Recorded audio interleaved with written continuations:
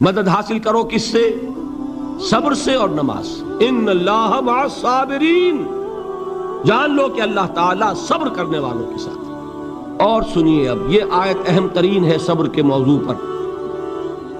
وَلَنَبْلُوَنَّكُمْ بِشَيْءٍ مِّنَ الْخَوْفِ وَالْجُوعِ وَنَقْصٍ مِّنَ الْأَمْوَالِ وَالْأَنفُسِ وَالثَّمَرَاتِ وَبَشِّرِ الصَّابِرِينَ، اور دیکھو ہم تمہیں آزمائیں گے۔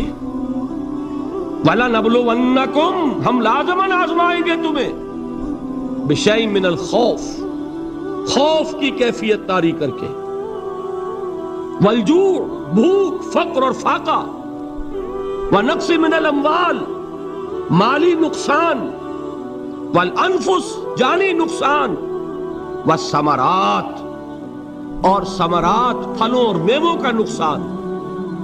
میرے نزدیک یہاں پر ثمرات کا مفہوم ایک اور بھی ہے۔ ایک تو صاف تھا کھجور کی فصل تیار ہے، غزوہ تبوک جانے کا حکم مل گیا، کون اتارے گا؟ اور کھجور وقت پر اتری نہیں، برباد ہو جائے گی۔ یہ ہو رہا ہے نا میووں کا نقصان۔ اور میرے نزدیک یہاں یہ بھی ہے، بسا اوقات بہت سی محنتوں کا نتیجہ انسان دیکھتا ہے کہ ضائع چلا گیا، میں نے 10 سال محنت کی، حاصل کوئی نہیں نکلا۔ یہ ثمرات کیا ہیں؟ محنتیں، محنتوں کے ثمرات کا ضیاع۔ کوشش آپ نے کی، قسمت کی خوبی دیکھیے، ٹوٹی کہاں کمن، 2-4 ہاتھ جب کے لبے بام رہ گئے۔ Be prepared. ایک شاعر کے یہ اشعار ہیں، وہ کمیونسٹ تھا، میں نام بھی نہیں لیتا، لیکن یہ کہ یہ اسی انقلابی، چونکہ ان کا بھی ایک انقلابی نظریہ ہے، انقلابی عمل میں یہ سارے مراحل آتے ہیں۔ کوئی سیٹ بیک آیا، فرض کیجئے کوئی ناکامی ہو گئی، تو اپنے ساتھیوں کو دل بدھانے کے لیے، یہ فصل امیدوں کی ہمدم، اس بار بھی غارت جائے گی، سب محنت صبحوں شاموں کی اب کے بھی اکارت جائے گی۔ میرے نزدیک یہ ثمرات کا جو لفظ یہاں آیا ہے، وَنَقْصٍ مِّنَ الْأَمْوَالِ وَالْأَنفُسِ وَالثَّمَرَاتِ، سب محنت صبحوں شاموں کی اب کے بھی اکارت جائے گی۔ دھرتی کے کونوں کھدروں میں پھر اپنے لہو کی کھاد بھرو، پھر مٹی سینچو اشکوں سے، پھر اگلی رت کی فکر کرو، پھر اگلی رت کی فکر کرو، جب پھر ایک بار اجڑنا ہے۔ ایک فصل پکی تو بھر پایا، تب تک تو یہی کچھ کرنا ہے۔ ایک مقصد ہے سامنے، انقلاب برپا کرنا ہے۔ ایک کوشش ناکام ہو جائے کوئی پرواہ نہیں، نیکسٹ، پھر تیار رہو ناکامی کے لیے۔ ایسا نہ ہو جو انگریزی میں کہتے ہیں hope for the best but be prepared for the worst. ایسا نہ ہو کہ دوسری مرتبہ ناکام ہو کے بددل ہو جاؤ، تمہاری ہمتیں جواب دے جائیں، نہیں، پہلے سے تیار رہو کہ دوسری مرتبہ بھی ناکامی آئے تو آئے، لیکن جب تک کہ کامیابی حاصل نہیں ہوتی ہمیں یہ کام کیے چلیں۔ صبر کا مادہ نہیں ہوگا تو آپ کام نہیں کر سکیں گے۔ اور اسی کا ایک دوسرا رخ ہے، جب آپ دعوت حق کے لیے کھڑے ہوں گے، پہلا قدم کیا آتا ہے؟ استہزاء، تمسخر، مذاق اڑانا، جس کی میں مثال اب دینا چاہتا ہوں محمد الرسول اللہ صلی اللہ علیہ وسلم کی شخصیت سے۔ دیکھیے ہم کیا اور ہماری بساط کیا، ہم کیا مبلغ ہوں گے، کیا داعی ہوں گے، ہمارے اپنے دامن پر داغ ہوتے ہیں، لیکن یہ کہ محمد الرسول اللہ کے دامن پر کوئی داغ تھا؟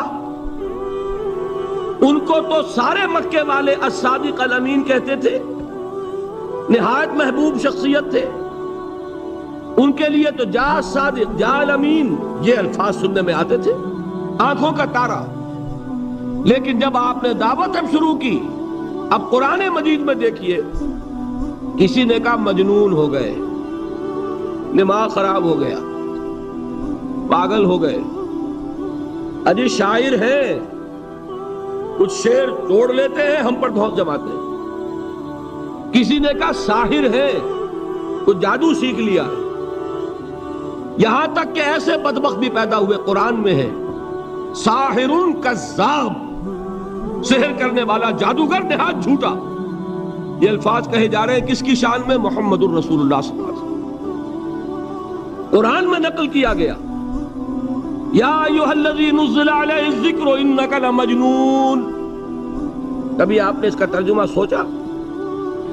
اے وہ شخص دیکھیے تصور کیجئے حضور جا رہے ہیں، تشریف لے جا رہے ہیں، کسی دعوت میں ہے، تبلیغ میں، یا ویسے ہی تشریف لے جا رہے ہیں، اور کوئی ایک جمگھٹا ہے لوگوں کا، ادھر سے فقرہ آتا ہے، تیر کی طرح لگتا ہے دل میں جا کر محمد کے صلی اللہ علیہ وسلم۔ اے وہ شخص جس کا یہ خیال ہے کہ اس پر کوئی ذکر نازل ہو رہا ہے، ہمارے خیال میں تو تمہارا دماغ خراب ہو گیا۔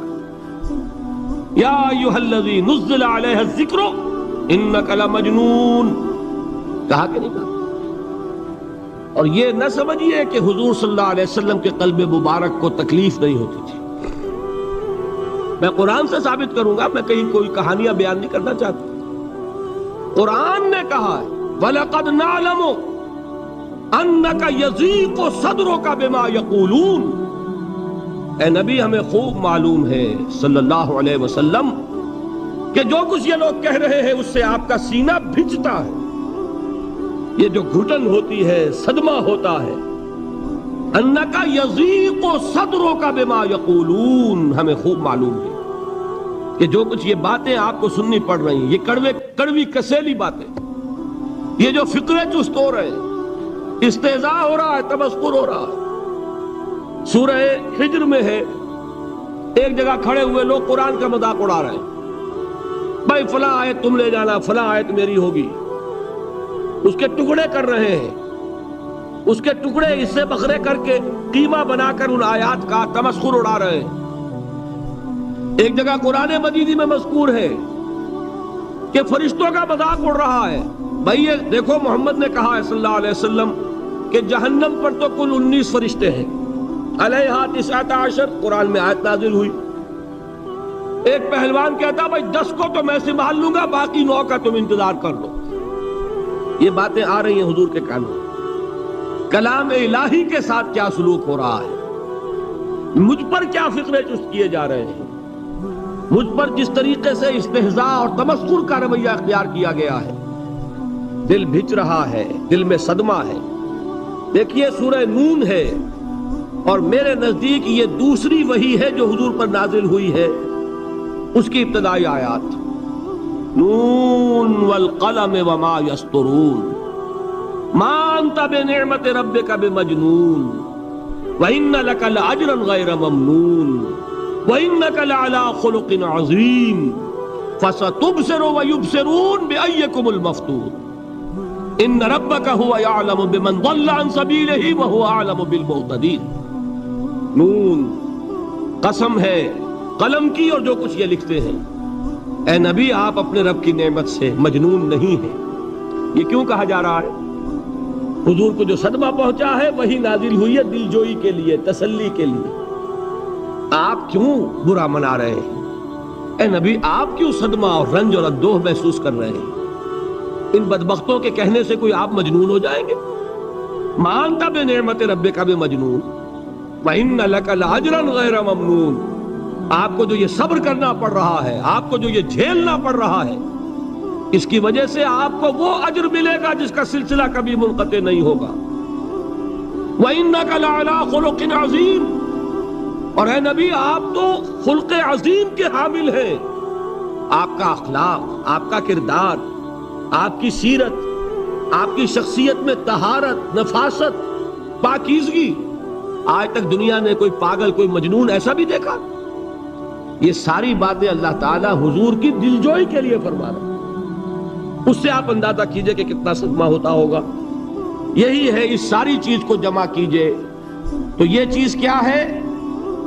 وَاصْبِرْ عَلَىٰ مَا يَقُولُونَ وَاهْجُرْهُمْ هَجْرًا جَمِيلًا، صبر کرو اے نبی، صبر کرو اے محمد صلی اللہ علیہ وسلم، جھیلو اور برداشت کرو اس پر جو یہ کہہ رہے ہیں۔ اچھی طرح نوٹ کیجئے یہ بات، ذرا سیرت ہی کا سمجھ لیجئے، آج ایک بیان ہو جائے گا۔ یوں سمجھیے جب حضور نے یہ کہا کہ مجھ پر وحی نازل ہوئی، فرشتے سے ملاقات ہوئی، تو اب وہ چہمے گوئیاں شروع ہو گئی، معلوم ہوتا دماغ خراب ہو گیا۔ دیکھیے ہم نہیں کہتے تھے یہ جا کے غار حرا میں بیٹھتے ہیں، کئی کے دن رہتے ہیں، بھوکے رہتے ہیں، وہ خشکی چڑھ گئی نا آخر۔ یہ جس طرح کی باتیں دنیا میں آج ہوتی ہیں اسی طریقہ کی باتیں ہوتی تھی۔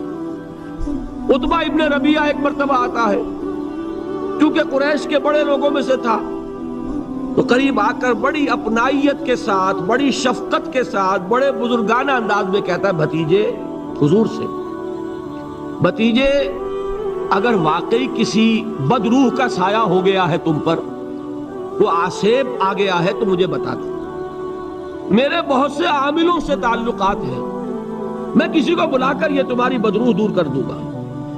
اب آپ سوچئے کیا بیتی ہوگی حضور کے دل پر۔ یہ وہ کیفیات ہیں، اور یہ نوٹ کر لیجئے 4 برس تک یہی شکل رہی ہے۔ مخالفت اسی نوع سے ہوئی ہے جس کو کہتے ہیں فزیکل پرسیکیوشن، جسمانی تشدد، وہ پہلے 4 سال نہیں ہوا۔ اس کی وجہ کیا ہے کہ در حقیقت جب بھی کبھی کوئی ایسی دعوت اٹھتی ہے، اب مجھے اجازت دیجئے میں ایک لفظ انقلاب یہاں استعمال کر لوں، انقلابی دعوت۔ کل میں نے کہا تھا نا، ایک ہوتی ہے خالص مذہبی تبلیغ، ایک ہوتی ہے انقلابی تبلیغ۔ مذہبی تبلیغ کی سب سے بڑی مثال عیسائیت کی تبلیغ، اور انقلابی تبلیغ کی سب سے بڑی مثال اشتراکی تبلیغ۔ میں باہر سے مثالیں دے رہا ہوں، اندر سے نہیں دینا چاہتا۔ آگے یہ کہ یہ قدر گفتیں، باقی فکر کن۔ آگے انسان اپنی عقل سے کام لے، سوچے، غور و فکر کرے۔ تو یہ انقلابی تبلیغ تھی محمد الرسول اللہ صلی اللہ علیہ وسلم۔ اور انقلابی تبلیغ کے اندر یہ بات جان لیجئے کہ پہلا رد عمل جو ہوتا ہے معاشرے کا، وہ یہ ہوتا ہے کہ کوئی ایسی بات گھبرانے کی نہیں ہے، ایک آدمی کا دماغ خراب ہو گیا ہے اور کچھ سر پھرے قسم کے چند نوجوان اس کے ساتھ ہیں، ایسی کیا بات ہے گھبرانے کی؟ مشت خاک ہے، بس ان کو چٹکیوں میں اڑاؤ۔ جو چٹکیوں میں اڑانا کہلاتا ہے نا، اسی کو قرآن مجید میں ایک اور جگہ کہا گیا ہے، یریدون لیطفئوا نور اللہ بافواہہم، یہ چاہتے ہیں کہ اللہ کے نور کو اپنے منہ سے بجھا دیں، پھونکے مار کے ہی بس۔ تو پہلا رد عمل جو ہوتا ہے ایک نظام کا، ایک کسی انقلابی دعوت کے خلاف، وہ رد عمل ہوتا ہے استہزاء، تمسخر، مذاق کرو، ان کو جس کو آپ انگریزی میں کہتے ہیں ڈی مورلائز کر دو، ان کی ہمتیں جو ہے وہ ٹوٹ جائیں، ان کو اس طریقے سے، اسی کا نام ہے آج کل کی اصطلاح میں کیریکٹر اسیسینیشن، ان کی شخصیتیں جو ہیں ان کو داغدار کر دو، ان کا اعتبار ختم کر دو، ان کا استہزاء کرو، تمسخر کرو۔ اور یہ میں آپ سے عرض کر رہا ہوں اس وقت ایک گونا فخر کے ساتھ اور اللہ تعالیٰ کا شکر ادا کرتے ہوئے کہ میں نے جو کام بھی کیا ہے اس وقت پاکستان میں، آپ نے اخبارات میں دیکھا ہوگا، بڑا دقیانوسی مولوی ہے، بیگمات کا رد عمل جو ہوا وہ آپ کے علم میں ہوگا، بڑے جو یہ جدید ہمارے روشن خیال قسم کے